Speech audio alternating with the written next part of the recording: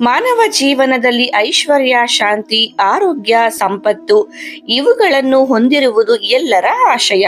ಆದರೆ ಕೆಲವೊಮ್ಮೆ ನಮ್ಮದೇ ತಪ್ಪಿನಿಂದ ನಾವು ಈ ಎಲ್ಲದನ್ನು ದೂರ ಮಾಡಿಕೊಳ್ಳುತ್ತೇವೆ ಎಂಬುದು ಗೊತ್ತೇ ಆಗುವುದಿಲ್ಲ.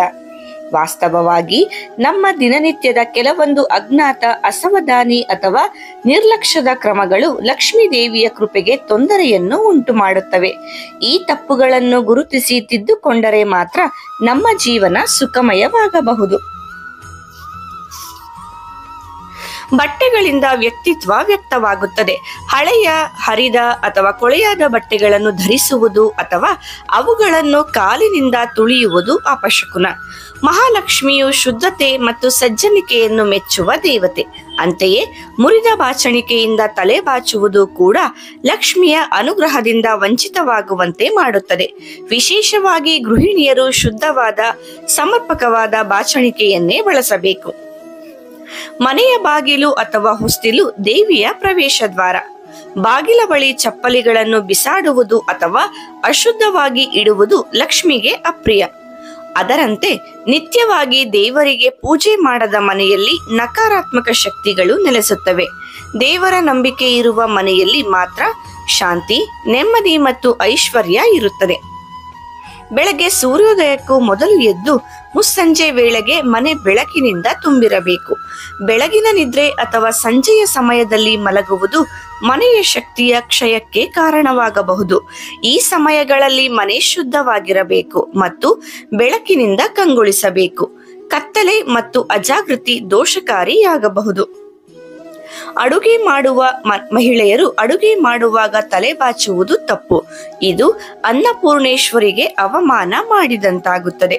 ಮನೆ ಅಡುಗೆ ಸ್ಥಳವು ಪವಿತ್ರವಾಗಿರಬೇಕು. ಅಲ್ಲದೆ ಅಡುಗೆ ಪದಾರ್ಥಗಳು ಖಾಲಿಯಾಗಿದ್ದರೆ ಖಾಲಿಯಾಗಿದೆ ಎಂದು ಹೇಳುವುದು ನಕಾರಾತ್ಮಕ ಭಾವನೆ ತರುತ್ತದೆ.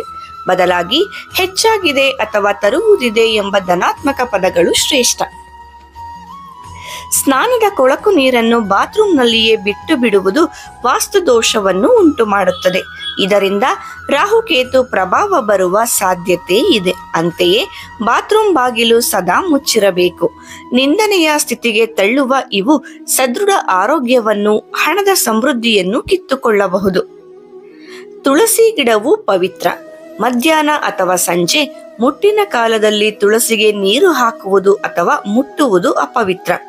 ಹಬ್ಬದ ದಿನಗಳು, ವ್ರತಗಳು, ಅಮಾವಾಸ್ಯೆ, ಹುಣ್ಣಿಮೆ, ಸಂಕಷ್ಟಿ ಇತ್ಯಾದಿ ಪವಿತ್ರ ದಿನಗಳಲ್ಲಿ ಗಂಡ ಹೆಂಡತಿಯ ಸಹವಾಸ ತ್ಯಾಜ್ಯವೆಂದು ಧರ್ಮಶಾಸ್ತ್ರದಲ್ಲಿ ಹೇಳಲಾಗಿದೆ. ಇದರಿಂದ ಆಧ್ಯಾತ್ಮಿಕ ಶಕ್ತಿ ಕುಂದಿ ದೌರ್ಭಾಗ್ಯ ತರುತ್ತದೆ. ಮನೆಯಲ್ಲಿನ ಸ್ತ್ರೀಯರು ಸದಾ ಕಣ್ಣೀರು ಹಾಕುವುದು, ದುಃಖದ ಮನೋಭಾವ ಹೊಂದಿರುವುದು ಮಹಾಲಕ್ಷ್ಮಿಗೆ ಹಿಡಿಸುವುದಿಲ್ಲ. ಈ ರೀತಿಯ ವಾತಾವರಣ ದರಿದ್ರತೆಯನ್ನು ಆಹ್ವಾನಿಸುತ್ತದೆ. ಮನೆ ಮಂದಿಗೆ ಮನಸ್ಸು ಹಾರುವಂತೆ ಮಾತನಾಡುವುದು, ಪ್ರೀತಿಯಿಂದ ನಡೆದುಕೊಳ್ಳುವುದು ದೇವಿ ನೆಲೆಸಲು ಕಾರಣವಾಗುತ್ತದೆ. ಜೊತೆಗೆ ನನ್ನ ಅದೃಷ್ಟ ಸರಿಯಿಲ್ಲ ಅಥವಾ ಹಣವಿಲ್ಲ ಎಂಬ ಮಾತು ಪದೇ ಪದೇ ಹೇಳುವುದು ಮನೆಗೆ ನಕಾರಾತ್ಮಕ ಶಕ್ತಿಗಳನ್ನು ಸೆಳೆಯುತ್ತದೆ.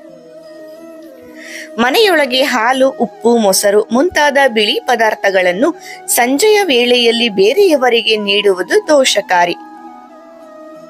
ಪವಿತ್ರ ದಿನಗಳಲ್ಲಿ ಅಸಭ್ಯ ವರ್ತನೆಗಳು ಮತ್ತು ಪತಿ ಪತ್ನಿಯ ಮಂಚದಲ್ಲಿ ಇತರರು ಕೂತರೆ ಅದು ಲಕ್ಷ್ಮಿಯ ಕೃಪೆಗೆ ಅಡ್ಡಿಯಾಗುತ್ತದೆ.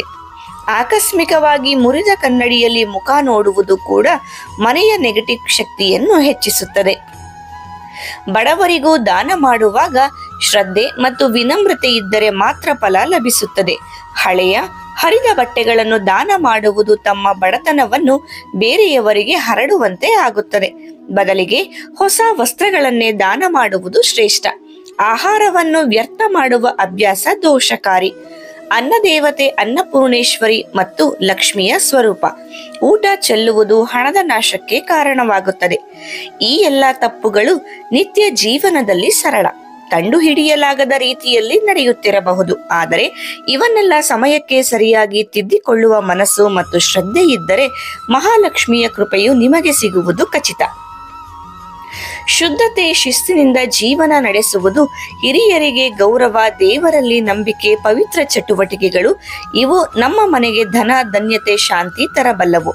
ಈ ವಿಡಿಯೋ ನಿಮ್ಮ ಮನಸ್ಸಿನಲ್ಲಿ ಸಕಾರಾತ್ಮಕ ಬದಲಾವಣೆ ತರಲೆಂದಿದ್ದರೆ ಇಂದಿನಿಂದಲೇ ಈ ತಪ್ಪುಗಳನ್ನು ತಿದ್ದುಕೊಂಡು ಮಹಾಲಕ್ಷ್ಮಿಯ ಶಾಶ್ವತ ನೆಲೆಗಾಗಿ ಯೋಗ್ಯರಾದ ಜೀವನ ಶೈಲಿಗೆ ಪಯಣವನ್ನು ಮಾಡೋಣ. ಮತ್ತೆ ಭೇಟಿಯಾಗೋಣ.